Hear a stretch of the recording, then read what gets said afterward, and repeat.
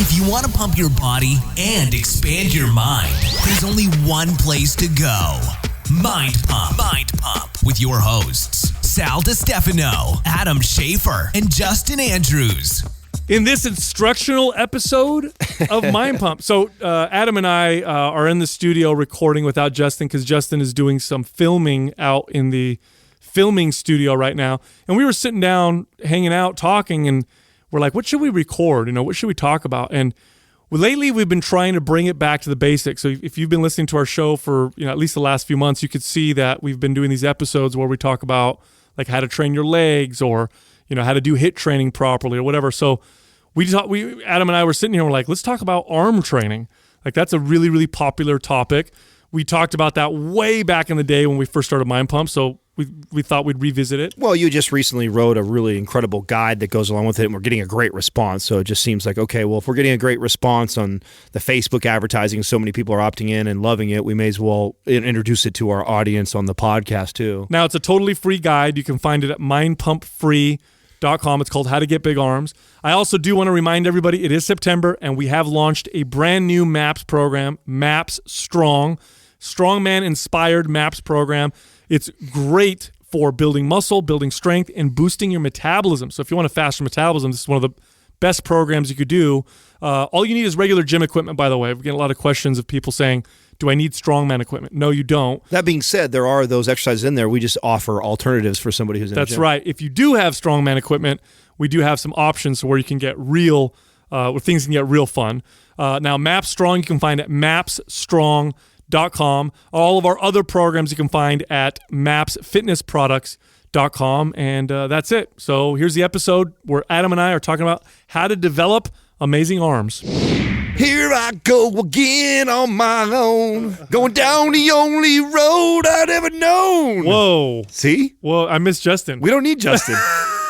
We don't fucking need Justin anymore. The lessons are paying off. He's out in the studio right now filming some stuff. I don't want to say what it is. Why? We can tell people. I think it's good to tell people. What do you think, Doug? We can tell people what we're doing. It's kind of a secret. Well, it's not really. It's a giving back, right? I think, and I think we've made this promise to our audience. At least we communicate this in the forum often. Is that we'll always be improving what we've already created. So if you're somebody who already owns like MAPS Anabolic, I hope there'll be version 2, version 3, and right now we're working on version 2 of all the programs where we've taken all the information and just put it in an easier to use package. Yeah, well, we're addressing all the issues that people say. Hyperlinks. Yeah, better videos, hyperlinks, better quality of everything. So here's something Doug and I were talking about. We were looking at the MAPS Anabolic videos, and I had totally forgot that we had redone a lot of them. Remember we did them all over, and they were instructional? Yeah.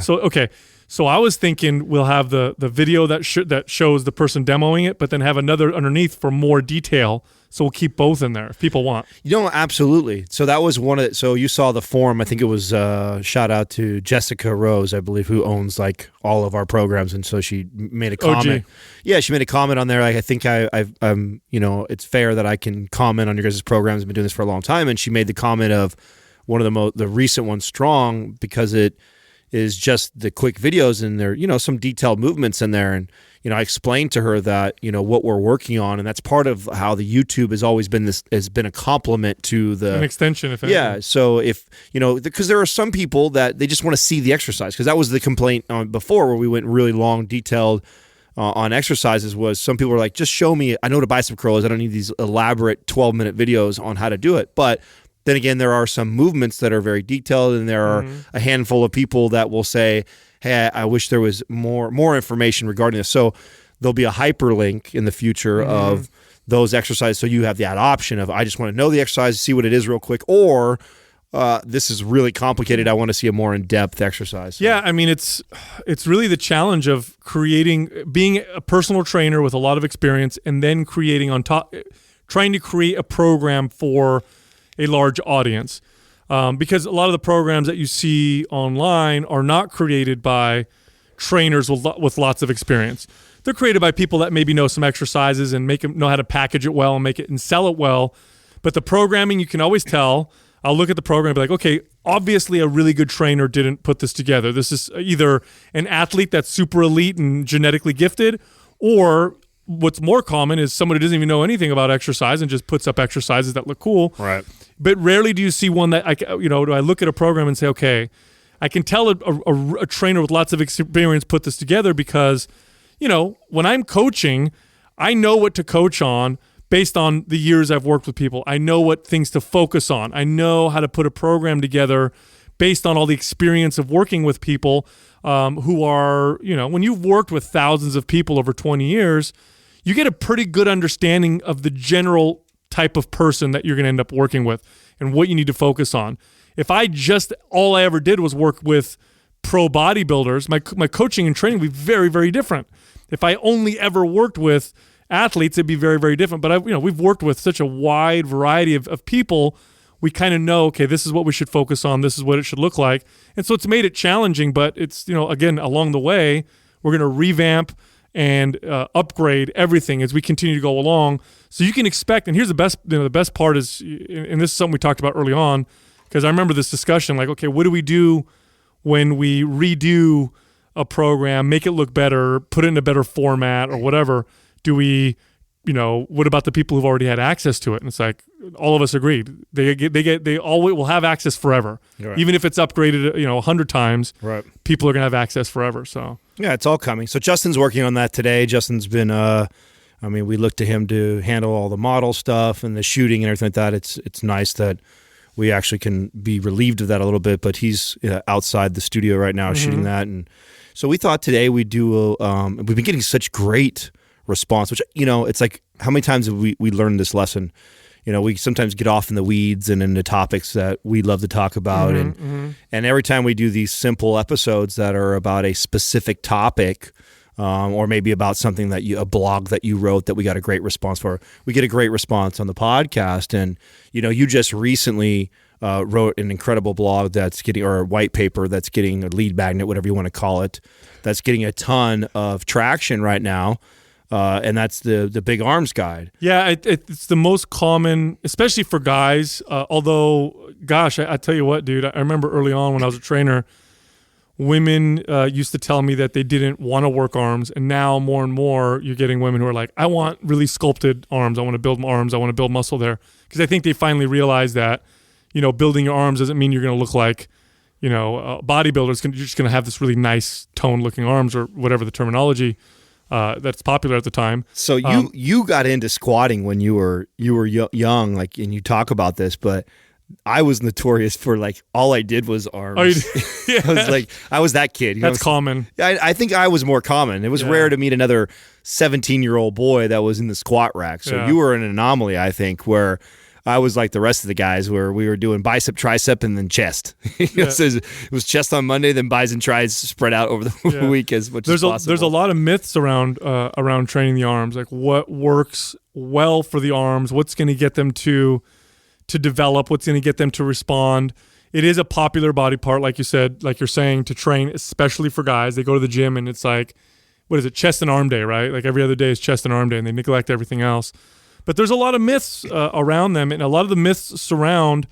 It's funny. I think a lot of it has to do with the when they've invented machines, or people coming out and saying, this new technique with an exercise is going to develop your arms, or it's all about the pump, or it's all about whatever. Arm training is both extremely simple but also complex. It's both. It's simple in the sense that there's very basic, simple exercises that are extremely effective. It can be complex in the sense that how you apply those exercises, the frequency, the intensity, the volume, that's the part that can be a little bit complex. And that's where I think people get confused a little bit. Well, one of the myths, too, that you see is that because there's a genetic component, too, right? Like where your origin and insertion is. Oh, the length of the muscle? Right. Yeah. Really depends on, like, you get a lot of guys that do this, and I remember we called out our boy Dr. Integrity when we first started he's a good guy. With the working the parts of the bicep, because some people have these incredible peaks on their biceps, some people have these massive long looking biceps, and so because you have these genetic differences, you get people that try and market to them to try and capture leads and get people. And it's like, it's just not true. There's not an exercise you're going to do that is, the peak. You're going to make you a more peaky bicep. Change the shape of it, aside from building it. Right. That's really what it comes down to. Either we build the muscle or we don't build the muscle. But there are some general truths. And, I remember one of the big paradigm shattering moments for me was understanding the importance of like my elbow positioning. And I think I did a YouTube video on this. That's really the main, that, and then of course your hand, pronating or supinating. Those are really the two things that'll affect, where it started, by the way? So it started back when bodybuilding was in its infancy, right? You had the first Mr. Olympia was Larry Scott. So if you don't know who he is, you can look him up. He had really, really impressive looking biceps. And in fact, bodybuilding, by the way, is what made biceps really popular. Before bodybuilding, it wasn't like this. When someone said, "Let me see your muscle," it wasn't like the instinctual for people to flex their bicep. Isn't that crazy? Yeah, that happened. We know. Yeah, you flex your muscle. You have how many muscles you have in your body, right? And people know it's your bicep. But Larry Scott was the first Mr. Olympia. He's kind of this really good looking dude, really long muscle bellies. So, which if you're a bodybuilder, it's long muscle bellies are ideal because as the muscle develops, they just look bigger and fuller. And Larry Scott used to do a lot of preacher curls. It's on the preacher bench. Now he called them Scott curls. Very smart of him to do this. And Weider at the time, who obviously Weider, the first and maybe not the first, but the most popular bodybuilding or muscle building publications like Muscle and Fitness and Flex and all that stuff. They put him in their magazines. And they talked about how the Scott curl or the preacher curl built the bicep peak. So if you want a big peak like Mr. Olympia, then do the Scott curl. And you can see that, like, the brilliance in Weider's marketing. But you can also see the misinformation, obviously, because they were marketing it that way to try and make it, seem special, especially to his athlete. People started to believe some of the stuff. But yeah, when you look at the bicep, the word bicep, sep means head, bi means two. So there's two heads to the bicep. There's like two parts to the bicep. But the origin and insertion of those two heads are so close together that, working one head over the other. You're not isolating one. No. Never. No, you're not. They're both working. And trying to isolate the bottom part of the bicep versus the middle part of the bicep versus the back part of the bicep or the top of the bicep for the peak or whatever, it doesn't work that way because the muscle fibers, although they are small and they connect to each other, when a muscle contracts, it pulls both ends together, and there's two ends to it. So I can't pull from one end to the middle without pulling from the other end. It doesn't work that way. So you can't, work on the peak or the length of the bicep. That was another big one. Like, do these exercises, make your biceps longer or whatever. You can't do those things. But what you can do, and this is where science kind of steps in a little bit with this, is muscles get stronger in pretty specific ways. And what I mean by that is the positioning of the body, the muscle, and then the way tension is applied. Your body will adapt quite specifically to how you train that muscle. So here's a good example. If I do, there's a picture of Larry Scott. That's pretty impressive for back then, right? He's the first Mr. Olympia? First Mr. Olympia. Damn, he looks really good. Yeah, scroll down a little bit, Doug. I didn't realize he looked. Look at his arm. Look how nice. He had look how impressive his arm was. Damn, what year? What year 19. Can you see what the first Mr. Olympia is in? 1960 something, maybe 65 or something like that. Is he natural? No, that back then they I think it was 1965. He talked about taking one Dianabol pill a day, but back then D-bol was only 5 or 10 milligrams. So he took really low doses, especially compared to the guys today. The doses really started getting ramped up. 1966? God, he's impressive looking. Pretty impressive, right? But so here's a good example, right? So let's say I'm doing a concentration curl for my bicep.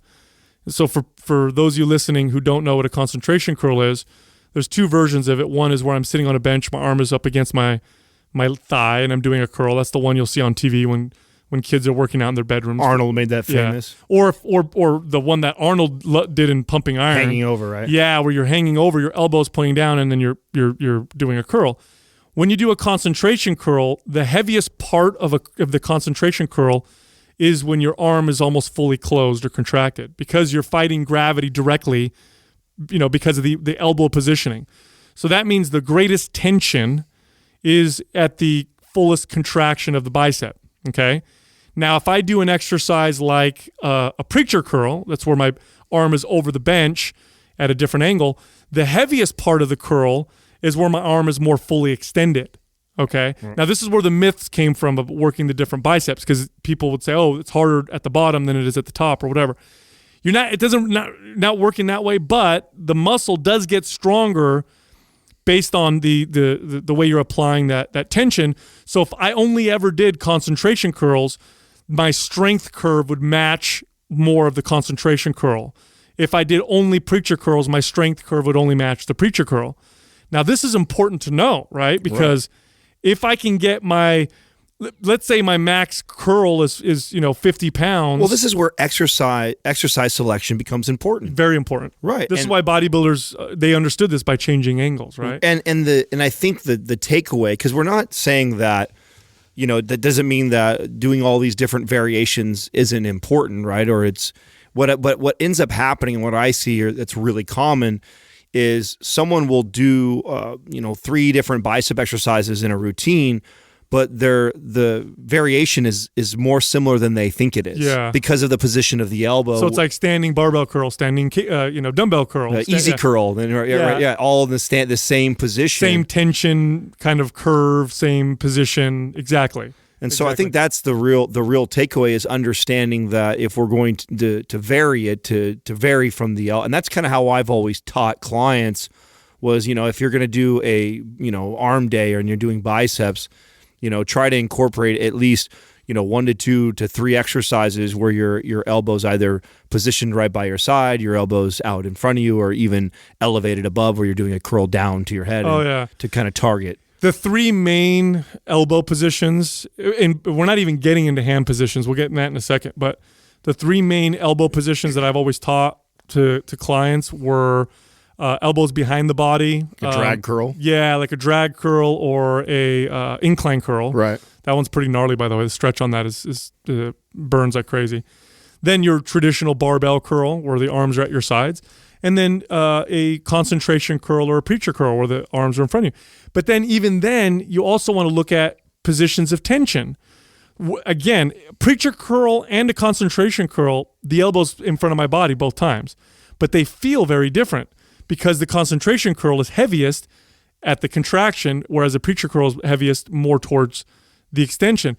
So that's something else you want to consider when you're doing the exercise. And this is you want to know this because you can't always just get stronger, okay? At some point, you're going to start reaching a particular limit. Let's say I've been working out for 20 years, right? So, and let's say my curl is, my max curl with good form is, let's say it's 130 pounds or whatever with a barbell.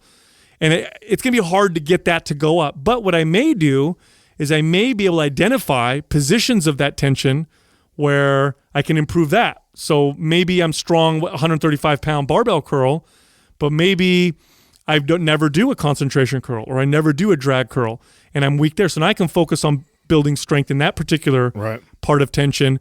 And what'll happen is you'll see your body respond.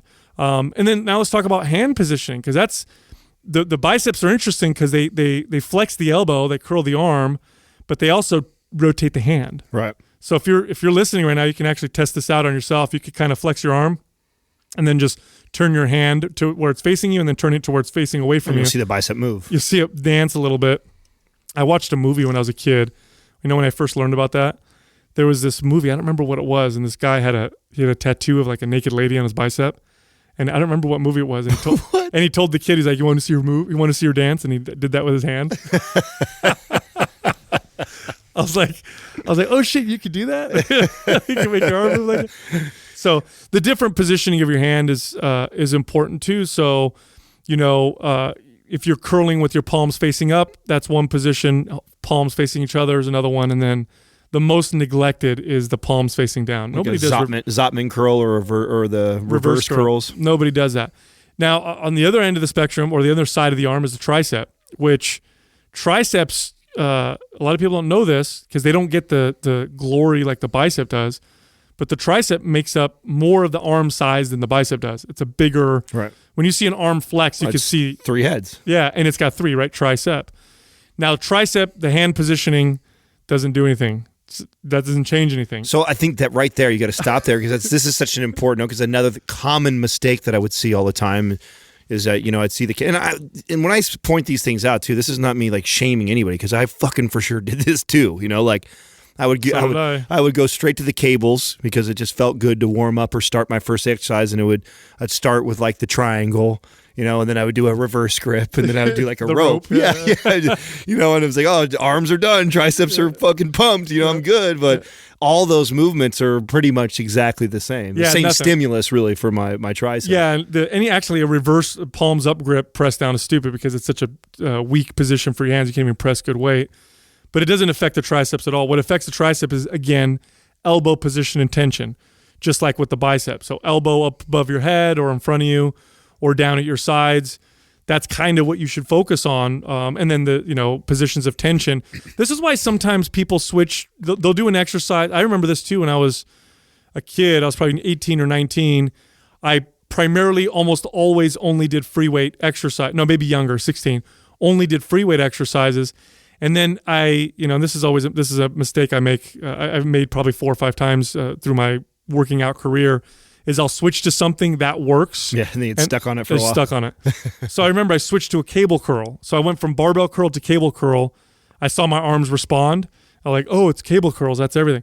And so I just stuck to that. No, the reason why the cable curl worked was the tension was different because cable is consistent all the way at the bottom, all the way up, versus a barbell where the weight is, depending on my elbow position and gravity, it's going to be a little lighter, a little heavier. Now, what are your thoughts, too, on because here's another mistake that I remember making a lot. Again, I talked about going straight into cable push downs or this easy cable curls to start my bicep exercise out.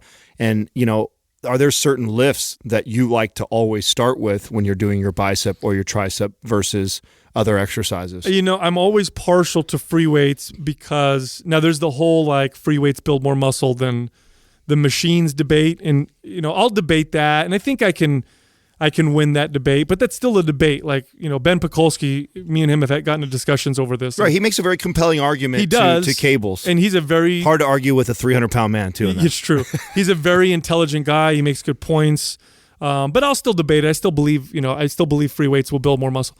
But here's the real reason why, or the main reason why I like free weights. They don't. With machines, you have to adjust your body to the machine. But with free weights, the free weights model after you. I can have somebody who's 5 foot do an exercise with a free weight, and I can have a 6 foot guy do the same thing with free weights. Nothing has to change. With the machines are not designed for the variety of individual body shapes and movements. They have to design them for what was the height? I think it was 5'8" or 5'10". Like if average 5'10" male is what all the machines and stuff are all based off of. I remember learning that. Yeah. And so that's one of the big reasons. So when you get in a machine to do a curl, for example, or a tricep exercise, the axis of rotation, you want it to match your elbow, and your shoulder position needs to be good, and so it gets kind of weird if you don't if your body isn't. Well, especially if you're 6'3". So do you feel that? Oh yeah, no, like machine curls are so awkward for me because you're just too long. I have to scoot my butt back and lay my arm, and then even when I get to fully contract, I have really long arms too. Yeah. Even more so for a 6'3" guy, and from my elbow to my wrist, they're not normally meant for that. They're normally meant to be 4. Do you just place the bar on the lower part of the palm? I actually let it rest in my palm. I don't even fully grip it like you would want to, Yeah. So free weights is free weights probably going to be your best option for arms, and a lot of people avoid the good old fashioned arm exercises. Your supinating curls and your overhead dumbbell tricep extensions and your skull crushers and then your dips and all that kind of stuff, which brings me to another point. This is especially now if you're advanced, this may not apply if you've been working out a long time and really have developed your body well. But especially if you're a beginner or intermediate, you'll build, and I'll make this argument all day long. You want to build big biceps, you'll build bigger biceps getting stronger at barbell rows and pull-ups than you will at doing curls. This is those compound movements that maybe they're for back, or the compound movements that are maybe for chest. those accessory muscles, those your biceps and triceps, they're involved pretty heavily. Well, and I think I think we should explain why that is, because a lot of people don't understand that. Because you talk one day we'll talk about the importance of full range of motion and how important that is, and then when you do a bent over barbell row or you do a pull up, although a pull up's pretty close to a full range of motion bicep curl. But they're not quite as full range as like a concentration curl would be. Why is that? Well, why is it? When I do a pull up, I'm pulling 220 pounds. How often do I grab 220 pounds and curl it? Like, I don't. So the stimulation that you're getting from these big compound lifts, your biceps are having to help pull and assist a potentially 200 pound, because when I row, I can row 200 something pounds too, where I can't bicep curl that. So, your bicep is now having to adapt and get used to moving that much weight. And we know that moving that kind of weight, it's going to stimulate that growth. And like you said, I think for beginners, this is tantamount. I mean, if you're early on in your training, I think it's so important that you understand this. Now, because what do guys do especially when they're beginners? I want to build my arms, so I'm going to go do a bunch of isolation exercise. Right. This was the mistake I made. I was doing all these curls. I wasn't doing lots of pull-ups. I wasn't doing bent over rows. I was doing bicep curls, and machine curls and tricep pushdowns and all the different Nautilus machines that were in there, and getting these great hypertrophy pumps in my arms, but they're good strength movements. Along those lines, I wanted to ask you, because we're probably unique each, but I bet we can give some really cool exercises for people. Do you remember specific movements for your bis or your tris that you really kind of neglected and then you incorporated and it was you noticed a big difference? Yeah. So for triceps, I remember distinctively doing, because when I first started working out, I didn't do close grip bench presses that much. I did, I did overhead tricep extension and skull crushers. I did regular bench press. I did that, of course, a lot, like most guys.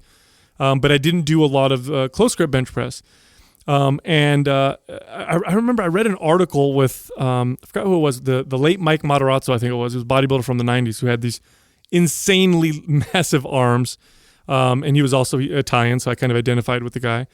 And he did an article and he talked about close grip bench presses and how when he was younger, that's how he got his triceps so big. And this guy's triceps were one of his hallmark body parts. So I started doing them. I started doing close grip bench presses.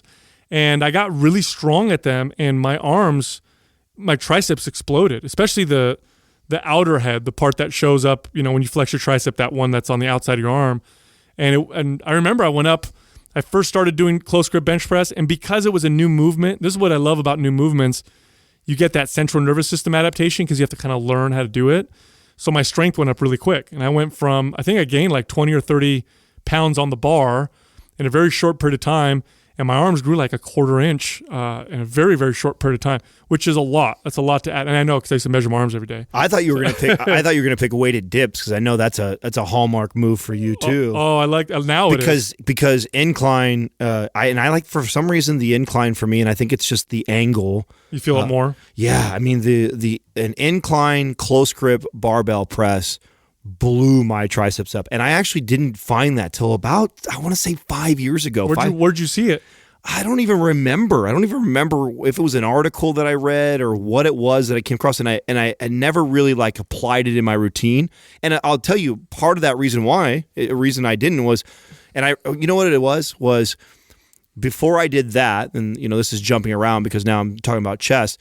Incline press for my chest was one of the most game changers for me. Like most young boys that try to do an incline press, everyone flat benches, right? You get in, you flat bench, and you try and get better at benching, and then you go to incline, and your strength is like 50%, and it's depressing. So like every other teenage boy, you neglect it even more because you suck at it, so you stay away from it. And one year, and this was like 6-7 years ago, I went on this mission and it was bad. Like I had a huge discrepancy. I could bench 315. But I could barely 185 incline.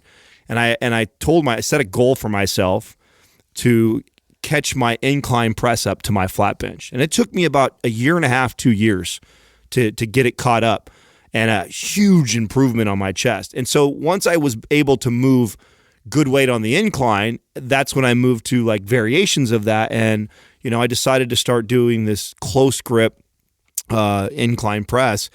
And just the way that the incline press retracts my shoulders really well and kind of sits me in that position when I'm in that on the incline. It was a really comfortable position for me, and I could really concentrate on keeping my elbows tucked in tight. And I just felt it right away. The very first time, just the eccentric motion, so the decelerating of the weight down, I could really feel my triceps working, and then to come out of it, and I could move good weight.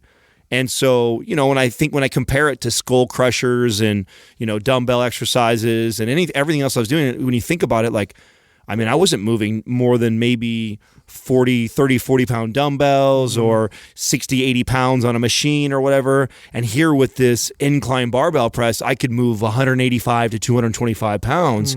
And man, my triceps just fucking blew up. And I felt I had a similar reaction to dips because, again, being a young teenage boy, I remember the very first time my buddy made me, I was like 17, 18 years old, and he tells me to hop up to do a body weight dip, and I couldn't even do a single body weight dip. I couldn't dip my own body weight one time, and I barely weighed anything back then. And of course, what do?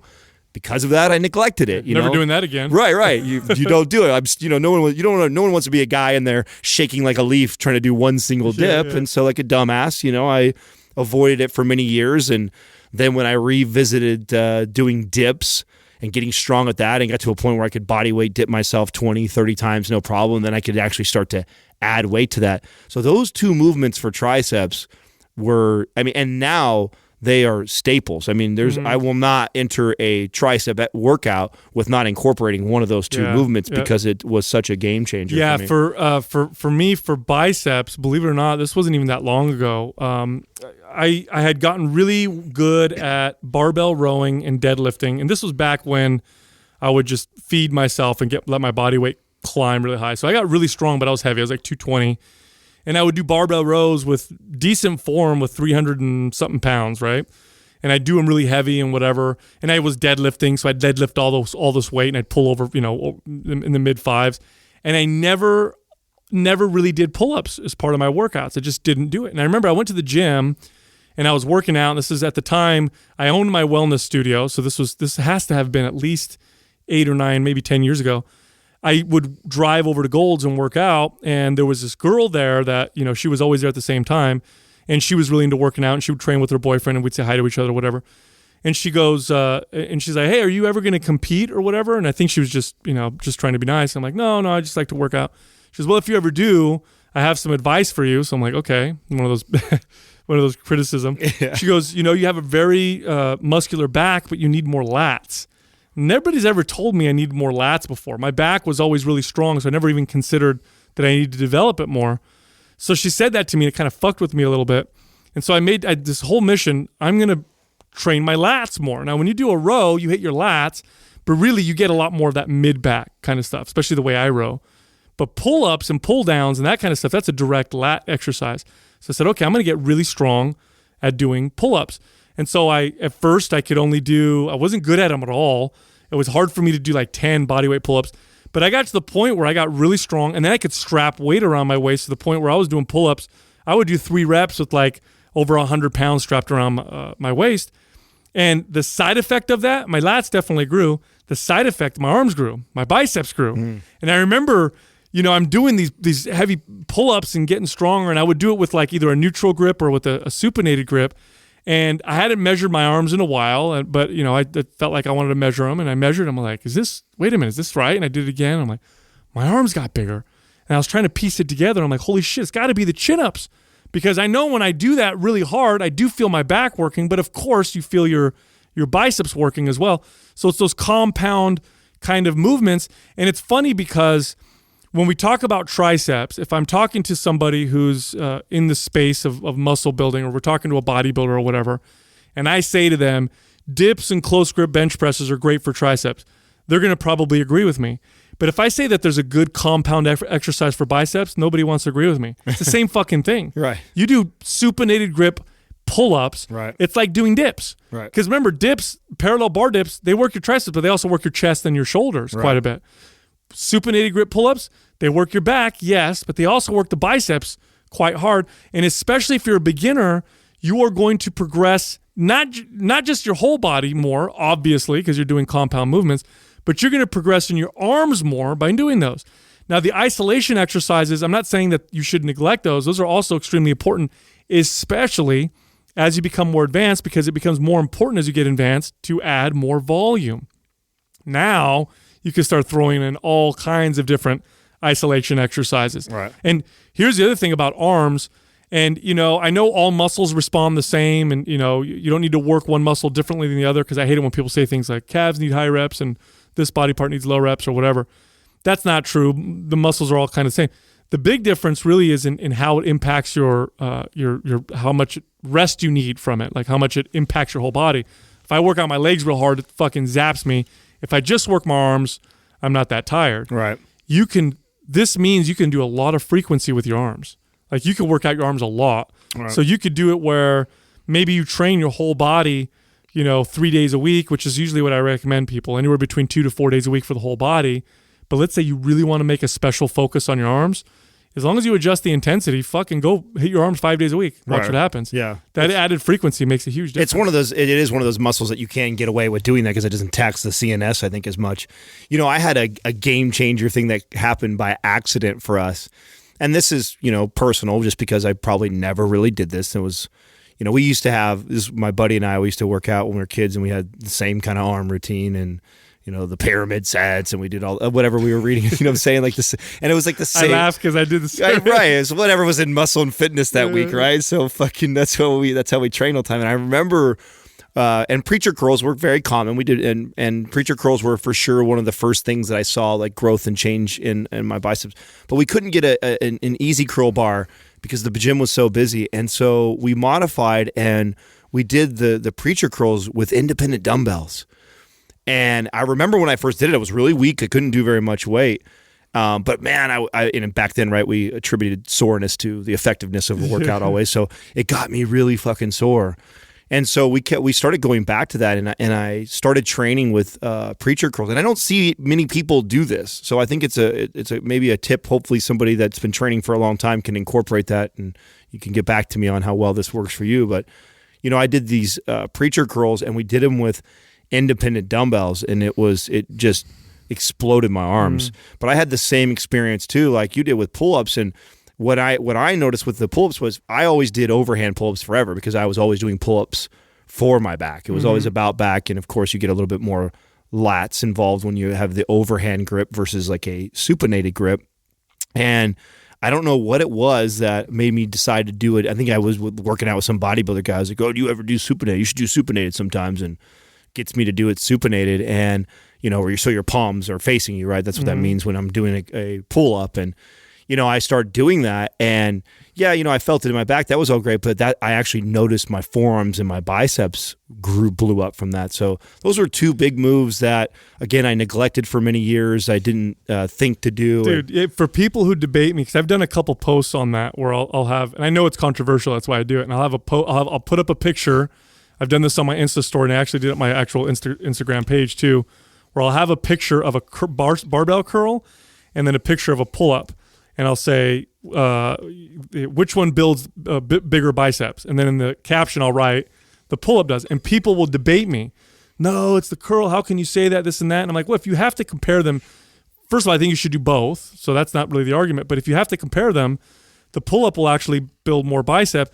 And then the example I always give them is I say, I'll tell you what, some of the most muscular arms, biceps especially, you'll ever see on any athlete is a gymnast. Yeah.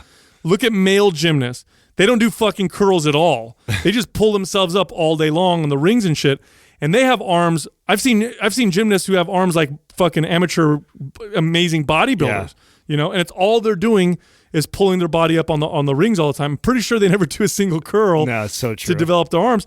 It's pretty crazy, you know, when you go to think about it, that the compound movements. Now, what is your thoughts on, because you see, I think with arm training, you do see a lot of drop sets and pyramid sets, and you see a lot of things like that. A lot of supersets get involved with that. Yeah, how do you use that when we teach programming and stuff like that? Like, what are your thoughts on that? Is there too much of that? How often do you implement that? Yeah, it's very individual, right? Like you can overdo it really quick. I used to do that all the time as a kid. I would take every high intensity technique and I'd throw them all at my body. So it's like, okay, today I'm going to do 4 forced reps and 3 partial reps, and I'm going to do a drop set, and I just throw everything at but the kitchen sink at myself, and I wouldn't respond. And of course, when you train clients, if you've ever tried that once, you know that that's a terrible idea. So they do work when you use them judiciously, like every once in a while. But I think what's more important than that is learning how to train in different rep ranges. And this is important for arms, just like it is for the rest of the body. I used to get stuck in the low rep ranges because when I would read, bodybuilding magazines when I was a kid, I must have seen this at least 10 different times. They would have the rep ranges, and this is how they would label them. It would be 6 to 8 mass building, and it'd be like 8 to 12 would be like sculpting, and then it'd be 15 to 20 would be the pump or getting cut or something like that, cutting. Yeah. And fuck that, I don't want to cut. Yeah, I was already skinny. Yeah, I'm not trying to shape. That's exactly why I used to lift 6. Bro, I never saw over 6 reps for like the first 3 years of lifting weights for that exact reason, because every magazine. Because that's the mass building. Yeah, exactly. I'm already skinny as fuck. I don't need any more cuts, dude. I need mass. I want mass. Exactly. So I did 6 reps of everything for a long time. And you know what? And this is just a testament to, like you said, that it's not about what rep range is better. What rep range is better is probably the one that you do the least, right? That's what's better, and that's going to be different for every person. So if you're, if you're one of my female clients, very common, because they were marketed to this way, that if you want tone arms and lean arms, you do 15 to 20 reps. Yeah. So they're used to all these high intensity, low weight, lots of repetitions, low rest periods.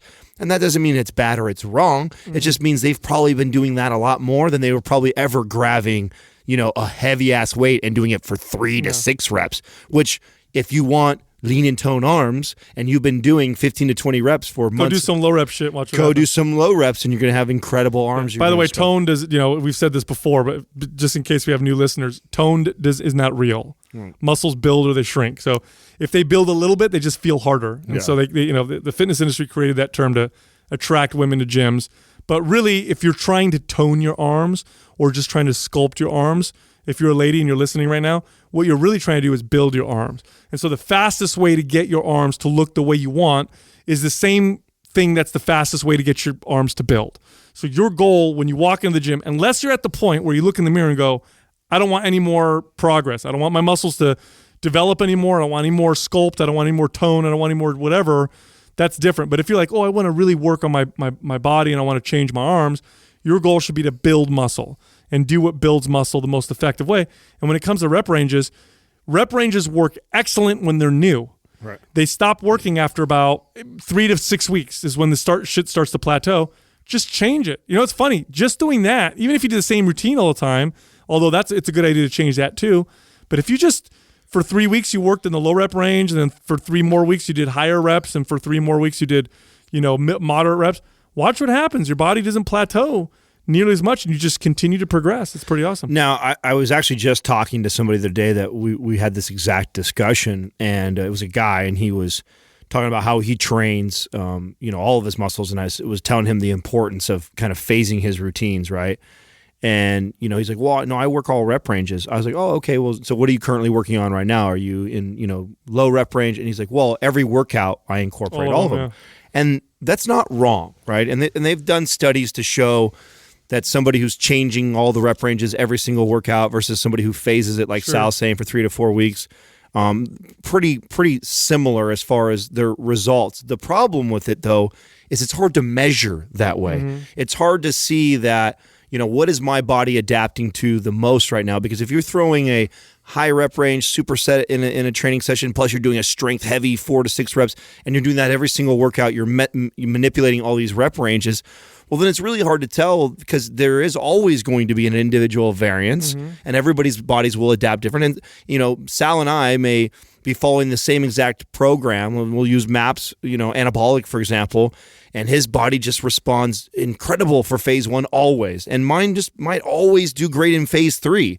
And so understanding, like, you know which one to stretch out, which one to exactly do shorter. that, and that's how I even modify our own programs. Is I know what stimulus my body just loves, and it loves to respond to, and I get no adverse effects from it, and so I might stretch that phase for an extra week or two longer. You know, the other thing too, and you'll understand this as a trainer. And studies fail to see this all the time, is that there's a mental component as well when it comes to training.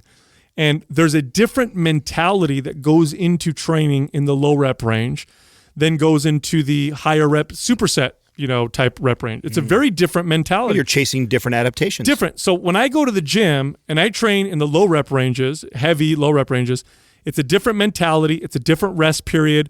It's a different feeling. I'm probably not going to get that much of a pump, but I'm going to feel very solid and strong. I'm prepared differently. I'm set up different. It's totally different.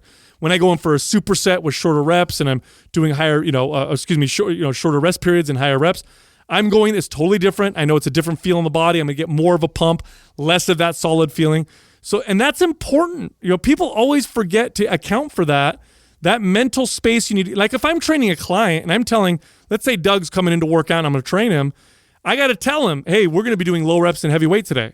Or, hey, we're doing supersets tomorrow. It makes a fucking difference. And I know this as a trainer when I would train clients versus, hey, today we're doing everything. This is extremely important. I don't know how many times that I would take somebody and I would move them into a new phase, i.e. example here would be, okay, we just got done doing, I just taught them, kind of hypertrophy training. So we're training in this high rep range. We're getting 12 to 15 reps, maybe even throwing supersets in there, and they're feeling this pump. And it's the first time that they've trained like this. And so my client's loving it. They're telling me oh my God, my arms, and they're looking themselves in the mirror and they love the feel of it. And we're training that way for 3 or 4 weeks. And then now I move them into a strength phase. And now I'm training them in the 3 to 5 rep range. And they're they don't feel the same. Therefore, because they don't feel that pump, or then they go, oh, well, I liked the other way of training, or I felt like that was working better, because they attribute the pumping sensation to what's working better. Just the same mistake that people make with the soreness, it gets me really sore. So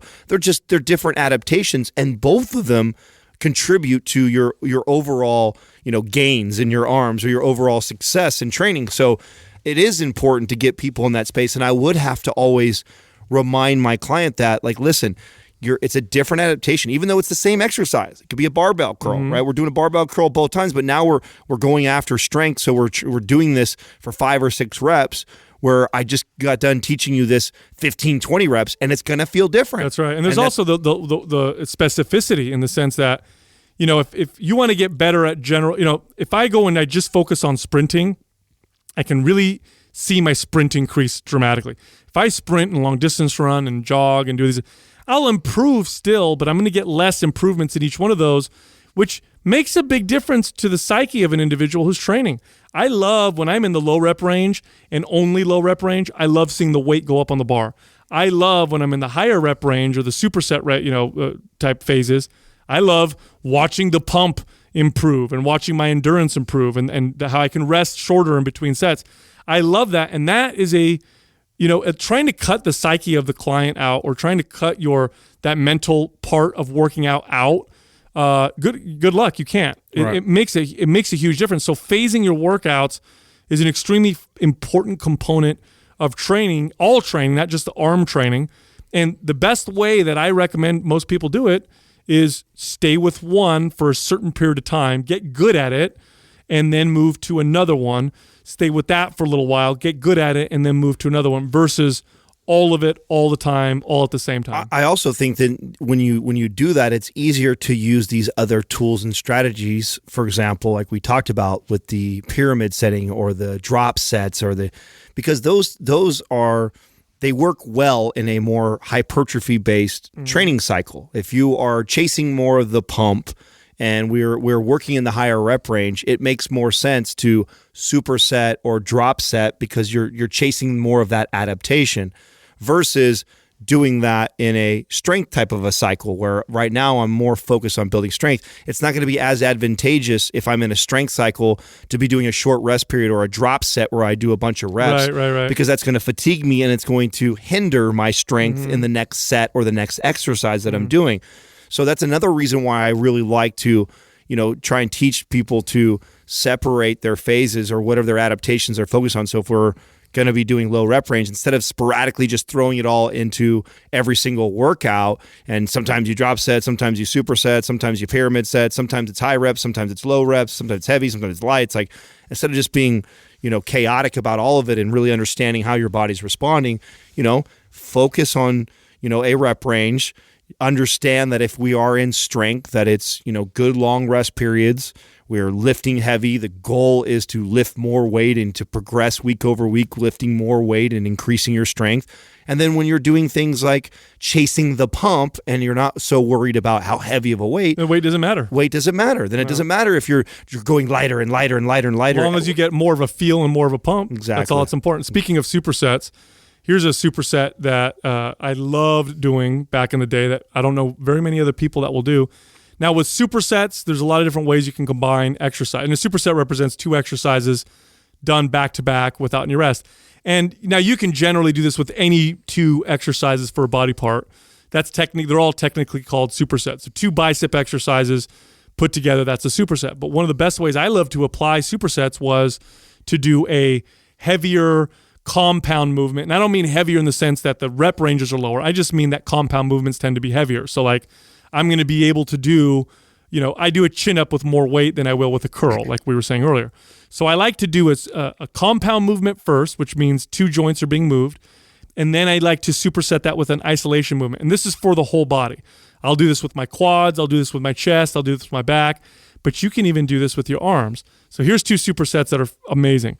So for triceps, start out with dips or close grip bench press. There's your compound movement. And then right after that, move right to an isolation movement like rope press downs or skull crushers or something like that.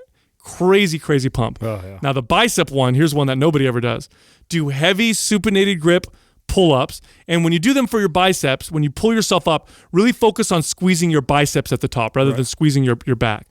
Do that first and then go immediately to an isolation exercise like cable curls, machine curls, or barbell curls. Your arms will explode. The pump is absolutely insane with something like that. And I learned that from an old bodybuilding magazine, and Mike Menser actually wrote the article and talked about how chin-ups were one of the greatest bicep exercises. Did that, and boy, let me tell you, I love that one. Well, I mean, this is something that, and I hope that we're giving people what they want right now, and by doing some of these episodes, because we did a lot of this when we first started, and we got away from it for a while, and it's just tough when we have 3 quads a week. Plus, we have interviews always lined up. But we've been getting such a great response from this, and then the guides, and you guys. There's the guide goes right along with some of the things we're talking about. So some of the people that may want that, they'll in the show notes there'll be a direct link to that. It's totally free. It's at mindpumpfree.com, and I think it's called the Big Arms, How to Get Big Arms. But really, it applies to anybody who just wants to, build, sculpt, tone, whatever the word you want to use, work their arms, and it just talks about some of the stuff that we talked about in a little bit greater detail. It's totally free. And on that site, we have other guides about, other types of, other body parts and other aspects of training that you can get. Again, they're all totally, totally free. Go check them out. And I miss Justin. We'll get him back soon. Next episode. Right on. Thank you for listening to Mind Pump. If your goal is to build and shape your body, dramatically improve your health and energy, and maximize your overall performance, check out our discounted RGB Super Bundle at mindpumpmedia.com. The RGB Super Bundle includes MAPS Anabolic, MAPS Performance, and MAPS Aesthetic. 9 months of phased expert exercise programming designed by Sal, Adam, and Justin to systematically transform the way your body looks, feels, and performs. With detailed workout blueprints and over 200 videos, the RGB Super Bundle is like having Sal, Adam, and Justin as your own personal trainers, but at a fraction of the price. The RGB Super Bundle has a full 30-day money-back guarantee, and you can get it now plus other valuable free resources at mindpumpmedia.com. If you enjoy this show, please share the love by leaving us a 5-star rating and review on iTunes and by introducing Mind Pump to your friends and family. We thank you for your support, and until next time, this is Mind Pump.